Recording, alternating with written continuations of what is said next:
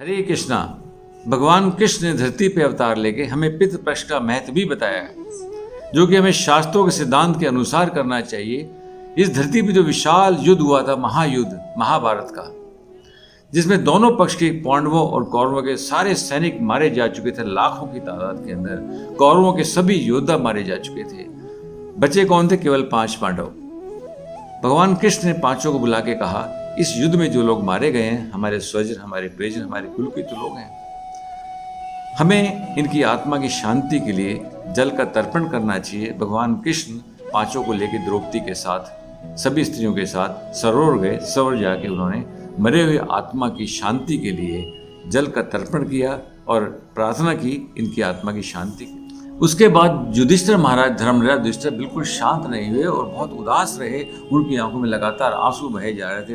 उन्होंने कहा, इस युद्ध में जो लोग मारे गए हैं, केवल मात्र एक मेरे कारण, मैं ही उसका कारण अपने आप को मानता हूँ, मैं ही इस विनाश का कारण हूँ। वो रोए जा रहे, नहीं समझ आ रहा था उनको। भगवान कृष्ण ने उनको बहुत समझाया, लेकिन भगवान कृष्ण के समझाने से भी उनका मन शांत नहीं हुआ। फिर भगवान कृष्ण ने कहा, चलिए आप अपने पितामह, जो भीष्म पितामह मृत्युशैया पे युद्ध के मैदान में 55 दिन से वो वहाँ पर हैं, चलिए उनके जाके तुम लोग पूछिए। तो सारे पांचों पांडव वहाँ जाके गए और भीष्म पितामह के साथ सामने खड़े हुए। पीछे पीछे भगवान कृष्ण भी जाके वहाँ पहुँच गए।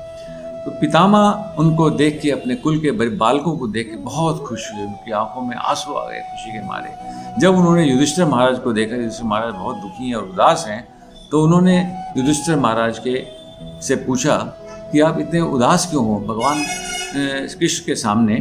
तो युधिष्ठिर महाराज ने जवाब दिया कि ये युद्ध में लोग मारे गए हैं, इसका कारण मैं अपने आप को मानता हूँ, मेरे कारण युद्ध में मारे गए हैं। तो भीष्म पितामह ने बहुत सुंदर जवाब दिया, नहीं मेरे पुत्रों, इंसान जो अधर्म करता है वही कारण बनता है सबका। इन्होंने अधर्म किया है, अधर्म की वजह से लोग मारे गए हैं। और फिर 3 कारण और होते हैं दुख के।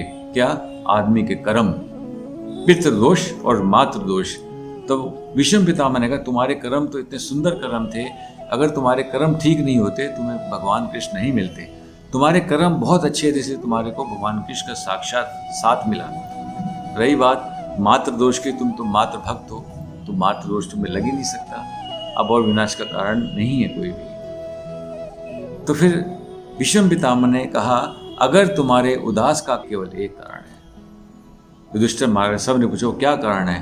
तो भीष्म पितामह ने कहा, केवल भगवान कृष्ण इसके कारण है जिसकी वजह से तुम दुखी हो रहे हो। सब हैरान हो गए, भगवान कृष्ण के कारण हम कैसे दुखी, और भगवान कृष्ण हमारा बहुत साथ। एकदम उनका माथा चकरा गया सबका, ये पितामह क्या कह रहे हैं। पितामह ने कहा कि 3 चीजें होती हैं इंसान के पास, विप्र, दूसरा धर्म और तीसरा अच्युत। तुम्हारे पास गुरु भी है, तुम्हारे पास धर्म भी है, और तुम्हारे पास अच्युत यानी साक्षात भगवान कृष्ण भी है। तो तुम्हारे पास कोई दुखी का कारण तुम्हारा नहीं हो सकता। फिर भी भगवान कृष्ण इकलौते तुम्हारे दुखों का कारण है, जो तुम आज सोच रहे हो। तो उन्हें पूछा, कैसे? पितामह ने बताया, तुम्हारे पास कितने बड़े बड़े संकट तुम्हारे ऊपर आए। लाक्षागृह, भीम को लड्डू जहर के खिला के दुर्योधन ने डाल दिया। युद्ध के अंदर कितने कितने योद्धाओं के सामने मौत का तुमने सामना किया, भगवान कृष्ण तुम्हें बचाया।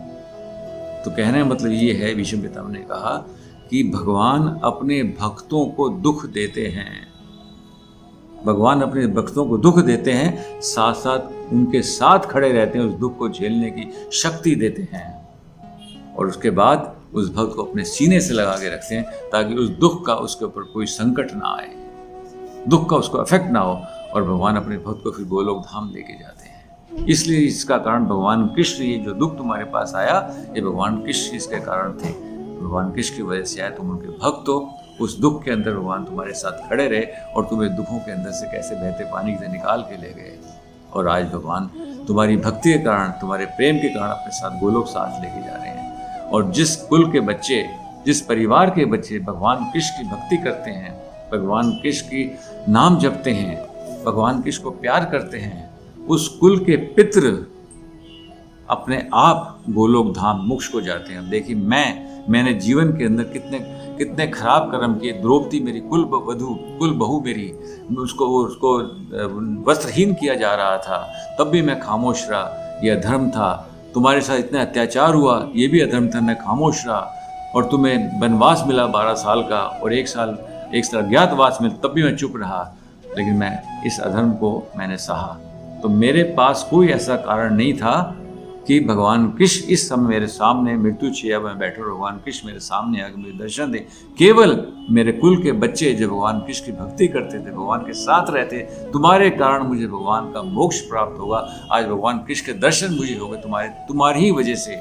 तो जिस कुल के बच्चे भगवान की भक्ति करते हैं, भगवान की पूजा करते हैं, भगवान का नाम जपते हैं, हरे कृष्ण कृष्ण कृष्ण हरे हरे, हरे राम राम राम हरे, भगवान से प्रेम करते हैं, उस कुल के पितृ तो अपने आप तर जाते हैं, अपने आप मोक्ष को प्रदान हो जाते हैं। हाँ, साथ साथ हमें ये जरूर करना चाहिए, विधान जो बताया गया है, प्रसाद चढ़ाना चाहिए उनकी तिथि के अनुसार, अमावस्या के अनुसार, कुत्ते के लिए, गाय के लिए, कौवे के लिए, और साथ साथ तो आपकी भक्ति से, कृष्ण भक्ति से अपने पितरों को मोक्ष भी प्रदान किया जा सकता है।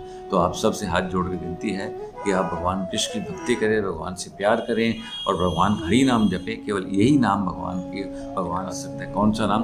हरे कृष्ण कृष्ण कृष्ण हरे हरे, हरे राम राम राम हरे। अति धन्यवाद आपसे।